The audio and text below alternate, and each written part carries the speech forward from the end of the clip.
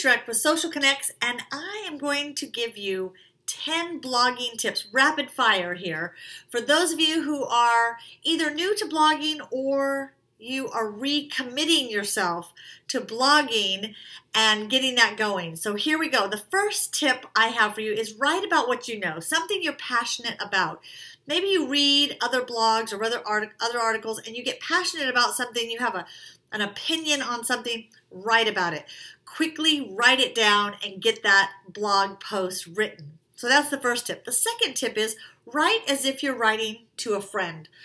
Don't try to write so high-level academic that it's hard for your readers to follow. What people love is when they feel like a writer is writing just to them. You're answering their question. So when you go to write, picture someone sitting across the desk from you and you're writing the answer to the burning question that they have. Third tip, make sure you have a call to action at the end of every blog post. You can weave some in throughout the blog as well, but make sure at the end of every blog post at least you have that next step for your reader.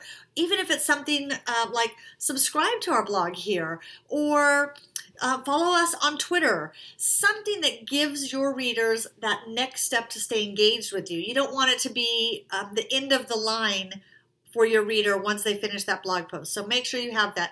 Even better if you have something, another blog post that you're linking to, or maybe it's a downloadable tip sheet or assessment that you've written, but have something that you have them do next.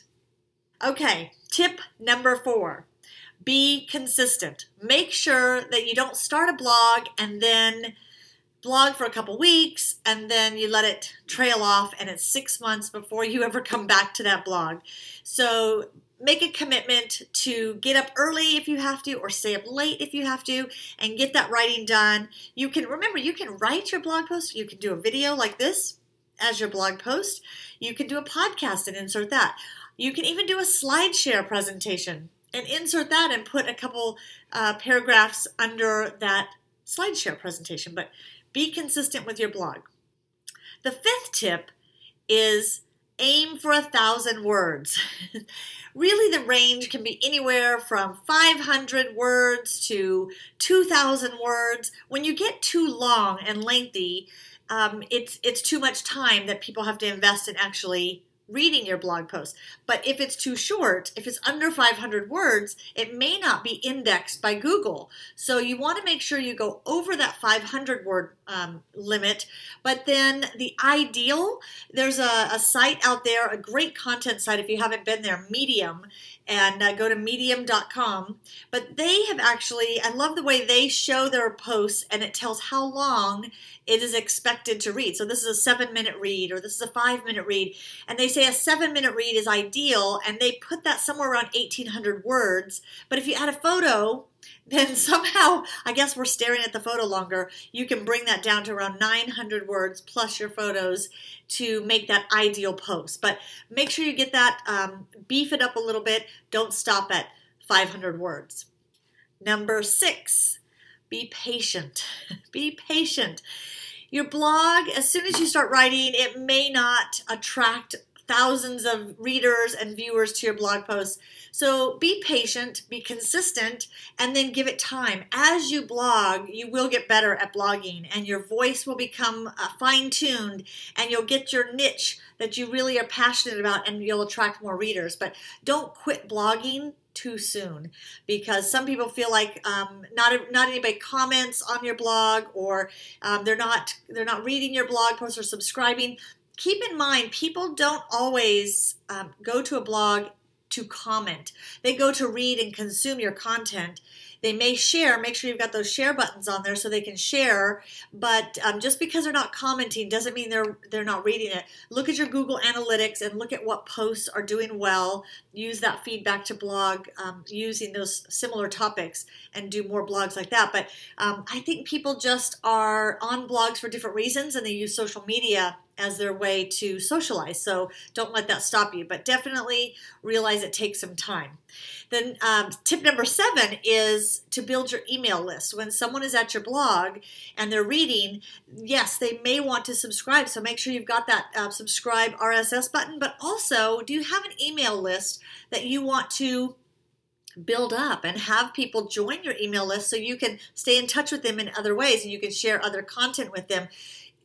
The biggest regret people have in business that I talk to is they say, I wish I would have built my email list sooner. They go years before they actually start building that email list. So go to MailChimp or Constant Contact if you want more of a CRM tool. Infusionsoft, HubSpot can also do the trick, but don't wait any longer. Start compiling the email list for the readers that come by to read your blog. Okay, tip number 8. Make sure you've got a great title for your blog. There's actually some websites out there that you can grade your blog title. They'll give you suggestions for blog titles, but the key is try to weave in some action words. Blog titles that actually have a number in them, like 10 steps for this, 7 tips for that, actually get 2 times the share value.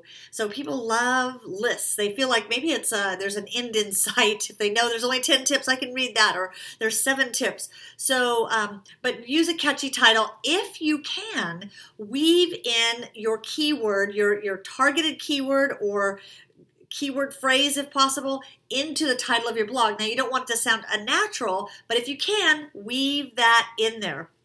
Tip number 9 is use your targeted keywords in the first 100 words of your blog. So again, Google is crawling your blog to, and other search engines as well, but they're crawling your blog to make sure that you're providing relevant content to the readers who are searching Google and other search engines for questions they have, and your blog, to prove that your blog is the answer to those questions, you need to have those keywords somewhere in there, ideally in the first 100 words.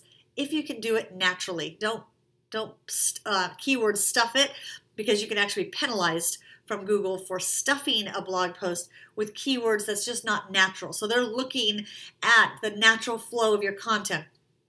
The last and final tip, 10 tips here, is to make sure your blog post is referable.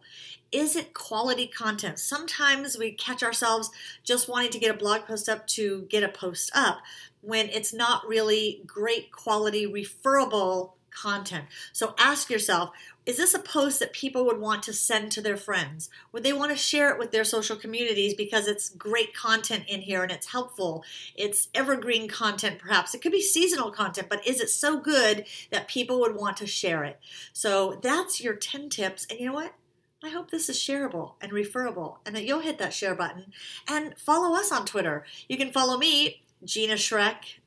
Let me go where my name is here, Gina Schreck on Twitter, or you can follow our company blog and our company Twitter account at SocialKNX on Twitter, or obviously come to our blog with lots of great content. There's juicy nuggets and morsels at SocialKNX.com. And I look forward to connecting with you soon.